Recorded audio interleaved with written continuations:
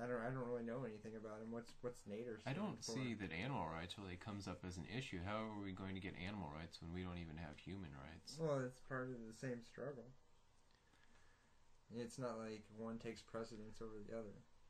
Well, in effectuality, it really does, because if you as a human being don't have rights, how can you use your life to protect animals? You could flip that the other way around too. If we're treating animals like shit and treating them like machines, what's going to stop us from treating each other like that? I mean, nothing. It's you could use that argument both ways. I'm just saying, if you don't respect the autonomy of a human being, it makes it all that much more difficult for a human being to fight for animal rights anyways. Well, a lot of people kind of degrade humans down into subhuman forms, and they just treat them as they would animals. So you're saying that by valuing animals, you're raising the value of life in general? Valuing sentient life all around, I think. I think if you don't have a sense of empathy for other sentient life that can experience pain and fear, then what's this? I mean, if you could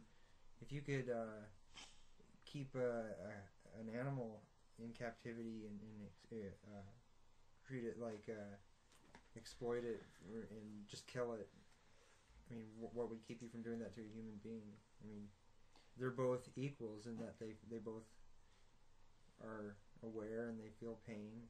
Well, now we're getting into a sort of scientific discussion on the differences between humans and animals, and that's a level of education that most of the population doesn't have.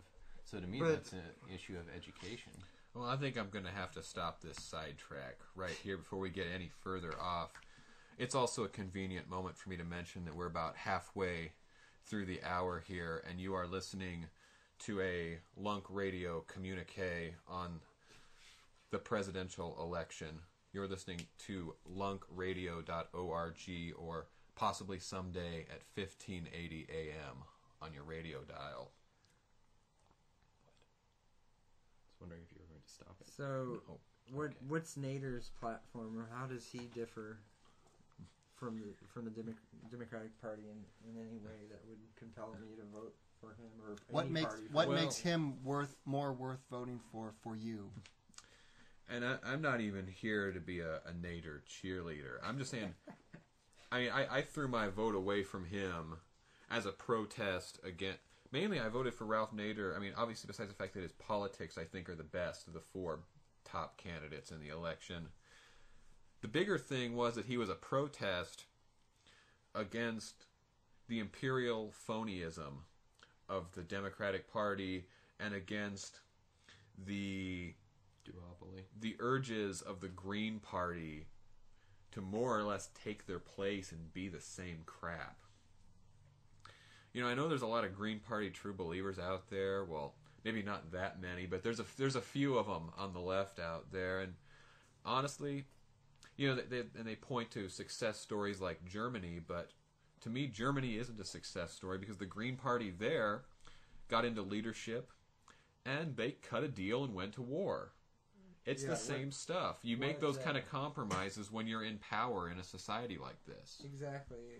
And if I were to vote for a Green or an Independent, what's going to stop that party when they become one of the dominant parties from just toning down where they stand and they becoming essentially another Democratic Party that's going to make compromises with the party, the far right party, which is the Republican Party for the most part. I want to take this in just a slightly different direction because, I mean, I really don't want to argue on behalf of electoral alternatives because I really don't believe in them either.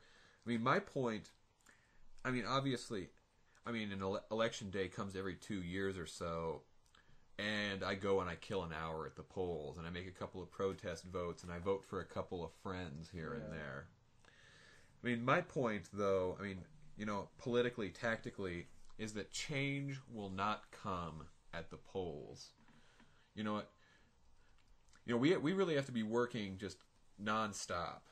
And I know it's convenient to be a Democrat or to be a Green because you work really hard for a couple of months, and then you show up to the polls one day a year, and then you go and have a party afterwards, and then you go home and sleep for the next year and a half. The argument is that voting, in general, or voting for a Democrat in particular, given the discussion we're having, it's just a little tiny bit in the right direction.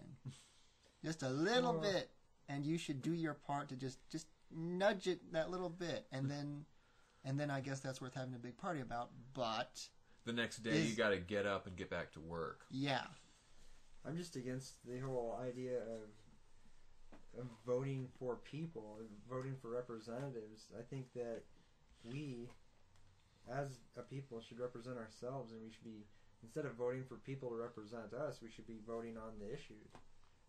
The people should be in control, and if we are going to, if for whatever reason we need to elect representatives, they should be recallable if they're not representing the majority of the people. If you look at the current situation, George W. Bush is president, and the majority of the American people don't support the Iraq War, but he's still in power, and the war is still going on. It just goes to show that America is not a democracy, it's a republic. Basically meaning that you elect people to make your decisions for you, which the people that are being elected primarily are rich, white men that have certain interests that the majority of they don't represent the majority of the people. And furthermore, they come from a different class background. I think you're talking about the American public not supporting the Iraq War, but also the American public cares about other issues like the economic crises we have where people can't find employment, and people care very much about healthcare, but the system does all it can to avoid those issues, to not bring it up and to not address those problems. I have a question about the Iraq War. Most We'll come back to healthcare then. Most I do want to people- come back to that, but go ahead. most people don't support it in general. It's a very unpopular invasion. Well, we can go back thousands of years on that. People don't like war. I mean, it really breaks down that simply. People don't like war, and it's always. And, there's a thousand Except great the quotes. people that Yes. they There's a can benefit thousand from. great quotes about it out there. It's really only the leaders and the elites who have something to gain out of that human meat market that we have wars. The people, the general population doesn't like war. In this war in particular, even Yeah, we can definitely come back to recent history and talk about this even war. some of the most hardcore right-wing imperialists are criticizing this, and it's something that a lot of people are doing. What exactly are they criticizing about the Iraq War?